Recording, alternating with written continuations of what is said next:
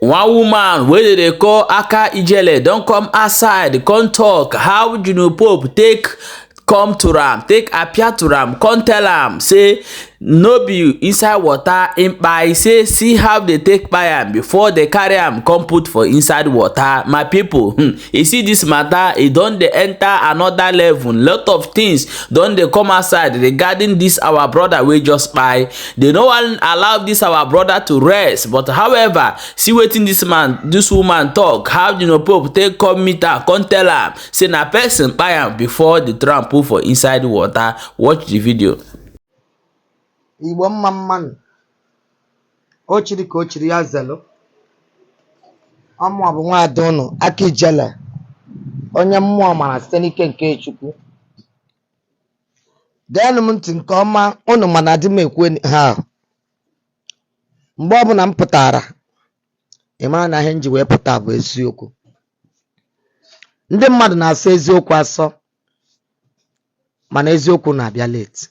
Ọ na-abịa mana ọ na-abịa late. Onwe ihe ga-eme eziokwu abịala, ọsọkwa ya wụrụ 100 years coming, eziokwu ga-apụta mana ọ na-abịa late. Mana don't worry. Achọrọ m ikwu okwu banyere our brother, our loving brother Junior Pope. Onye aka ijele bịara ikwu maka ya. Laa ya ndị Igbo be anyị ka m gwa unu okwu. Ndị niile na-anụ olu m n'ịntanetị ugbu a n'efere mba ụwa, ana m ekwu okwu a ka the whole world nụ ya. I'm a spiritualist by the grace of God. Anọ m na nrọ Junior Pope abịa na-edisturb m. Mụ na ya fụbe 1-on-1 minus na Facebook or na internet or na ebe ọ na-eme film, just like that. Ama m onye ọ. Mana ọ bịa na nrọ day before yesterday na-asị m na ya na-achọ onye ga-agwa the whole world na ọ bụrụ mmiri gburu ya. Na ya na-achọ onye ga-agwa the whole world the truth ihe mere ya. Na ebe a ya nọ kịta na spirit ya dị happy. Na ebe a ya nọ na spirit ya dị happy.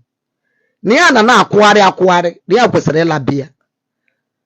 Na spirit ya dị happy. Mụ biko aka ijele na ndị ụwa mama ama, ma o nwere ike ije gwa ndị ụwa biko ihe gburu ya. Nsị ka ihe menere. Osi m biko help ọnụ ya. Nsị amarọ m onye bụ. Osi m biko m help ọ ya. Jee gwa the whole world na ọ bụrụ mmiri gburu ya. Na ọ bụrụ mmiri gburu ya, na nkugbu ka akụgburu ya, tee ya na mmiri. Nsị na mụ aghọta this one o. Osi m biko mụ jezie this message. Nsị biko I cannot, no. Mmemenwu ya. Osi m biko aka ijele help me. Achọrọ m ka the whole world chọpụta the truth. Nsị calm down. Na-eme elu m ala na the whole world will ga-achọpụtarịrị the truth. Ya calm down. Osi na ọ bụrụ na achọpụtara the truth ihe gburu ya, na mkpụrụ obi ya ga-enwe rest. Mana otu a na-ekwu na mmiri gburu ya, ejikwesị mee nka na story ahụ a na-akọ n'isi ya na ọ na-agba ya isi ghara ghara ebe ya nọ na mmụọ. N'iya ijele nwaanyị ma o nwere ike ihepụ ya jee gwa the whole world na ọ bụrụ mmiri gburu ya. Na ọkụkụ ka a kọrọ ya wee kugbuo ya. Sị na mụ ama mmenwu this thing. I cannot say this thing, oga. Aga m emenwu this thing. O sị m biko, ijele nwaanyị biko, my children na-achọ m, my wife na-achọ m, my people na-achọ m, ijele biko nụ. Gani gwa ha na ọ bụrụ mmiri gburu m. Nsị na mụ ama nkwunwu this thing. Na ofu ihe m chọrọ ịgwa gị bụ that na aga m eme this video to tell the whole world na Junior Pope si na ọ bụrụ mmiri gburu ya. Na ụmụnne ya niile, the whole world, na unu ga search ya very well. Ka unu chọpụta ndị akụgburu ya, na nkugbu ka akụgburu ya, na ọ bụrụ mmiri gburu ya. Na ihe ahụ plan emere eme, na emechaghị ya, arrange ya n'ụdị ya. Kwuru because of ya nwa, were ụmụ mmadụ gbuo n'ime mmiri, ka e wee ji ya, wee mezuo afa n'ọhịa, na mmiri gburu ha. N'ihe a bụrụ mmiri gburu ya. na mugwa the whole world ụmụnne ya na ha ararụkwa n'ụra na ọ bụ na achọpụtara onye gburu ya ihe a na ya ga-eje nwee rest. Mana ọ bụ na achọpụta ha onye gburu ya na ya ma nwee rest, na mmiri a na-ebo ebubo na ọ bụrụ mmiri gburu ya, na ha achọghị ịgwa ndị ụwa ihe gburu ya, na ha na-ezo ezo ịgwa ndị ụwa ihe gburu ya. Ọwa wụrụ onye ka ha tiri ya, na ha grupu wee tie ya ihe, merụkasịa ya arụ, dọka ya akwa ya. Na ijele nwaanyị na ọ bụrụ na mụ lee anya mụ ga-afụ na ọbara si ya n'ọnụ si ya n'imi na ihe a bụ ihe a kọrọ ya n'isi. Asị m ya na aga m ekwu okwu a, biko my brother, kama m ga-eme ka the whole world mara ihe ya na-agwa m na nrọ. Otu isi gwa m ya ka m mesikwa gwa ya the whole world. Na bishop ka na-ebe akwa, junior bishop ka na-ebe, the whole world, friends ya niile, unu ararụkwa n'ụra na ọ bụrụ mmiri gburu ya. Na mmesikwa otu aha o si gwa m ya na nrọ wee tụrụ okwu ya n'ịntanetị n'efere mba ụwa. Na biko si unu tinyebe okwu n'ọnụ a, unu chọba ndị gburu ya ihe a, na ya bụ otu nwa na ya agaghị ala like that. Na ọ bụ na Chineke tụpụtara ndị a gburu ya, ya ejezie forest. Ma ọ bụ na Chineke atụpụtaghị ndị a gburu ya, na ya agaghị eje forest. Na ụwa anụnwa na ọ dịkwa egwu na ya nọ na mmụọ na-afụ ha, ha na-atụ asị niile ha na-atụ ka ha jikọva onwe fa, na egwu na-atụ ya. So na ndị nke ya mere ya ihe a, so na ụmụnne ndị nke ya na ya jere isi ụtụ fim, so na ọha mere ife a, so na ọha dudara ya n'ala mmụọ. Ijele so otu a kwuo ya. Ya ka m bịara ịgwa unu, biko na onye na-anụ ozi a, nwanne m biko tụsaa ya n'efere mba ụwa na junior bishop ka na-ebe akwa na mmụọ na ọ bụrụ junior pope ka na-ebe akwa, because ana m akpọ ya junior bishop, ha ncha niile wee ofu ihe. Junior pope ka na-ebe akwa na mmụọ na ọ bụrụ mmiri gburu ya. Lebara anya ịnụ meseji a, tụsaa ya, and ị bụrụ onye ekpere, bụrụkwa onye dibịa, bụrụ ụmụnne ya, bụrụ nwunye ya, bụrụ ndị fans ya, junior bishop, junior pope, ana m akpọ ya pope na-akpọ ya bishop because ha ncha niile ruru ya.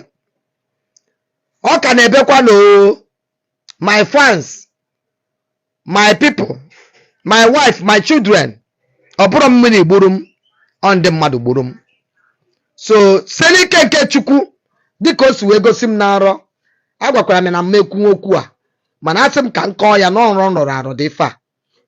Biko ekpere m na-ekpere gị, gịnwa bụ junior pope, ekpere m na-ekpere gị na nrọ a ị gosiri m bụ God of our land, God of Igbo land, God of our ancestors, ndị niile dulara gị mmụọ, ha rie nri ga-agbagbu ha, ha ṅụọ mmiri ga-agbagbu ha, ha zọọ ọkpa n'ala, ala ga-acha ha ọkụ. Ihe ọbụla ha na-eme ga-awụtara ọbụ nyere ha na ndụ ha. Ihe ọbụla ha na-eme ga-abụrụ iyi egwu nyere ha.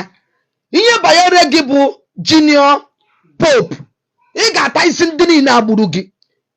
Ebe ị bịara lecha mmụọ bụ ijele anya, bịa na nrọ na-agwa m okwu a, akpọkwuru m God of our land and God of Igbo land and God of our ancestors, wee sị achọba ndị gburu gị ihe a. Ya ekwekwana ka ofu onye fọ ya, like secret ha niile, ihe niile zoro ezo ya pụta ife. Nke a bụ ihe m na-agodoro gị, and mkpụrụ obi ga ama nla like that. Ndị niile gburu gị Chineke ga-atụpụta ha, ala ga-atụpụta ha, mmụọ ga-atụpụta ha, mmiri ha bụrụ ebubo ga-atụpụta ha, momi wata nọ na mmiri ha bụrụ ebubo ga-atụpụta ha, elulala ga-atụpụta ha, asị niile ha na-atụ ga-atụpụta ha. Nke a bụ ihe mmemmere gị, gịnwa bụ junior pope. Ihe a wee ekpere mmekpere gị, mmezisakwa na mba ụwa, mana Chukwu ga-atụpụta ndị niile gburu gị ihe a. Otu a ka ọra m n'ọnụ. Ịnụ meseji a, tụsaa ya everywhere, ka ndị mmadụ nụ akwa a. Bishop bịa bere mmụọ bụ aka ijele, onye mmụọ ma senike nke Chukwu, ka ụnụ n'akwa obere m. Ịnụ ozi a, tụsara ụmụnne gị, ma tinyekwa ya n'ọlụ, tinye ya n'ekpere ka mmụọ tụpụta ndị a. N'aha Chukwu oke abịa ma ise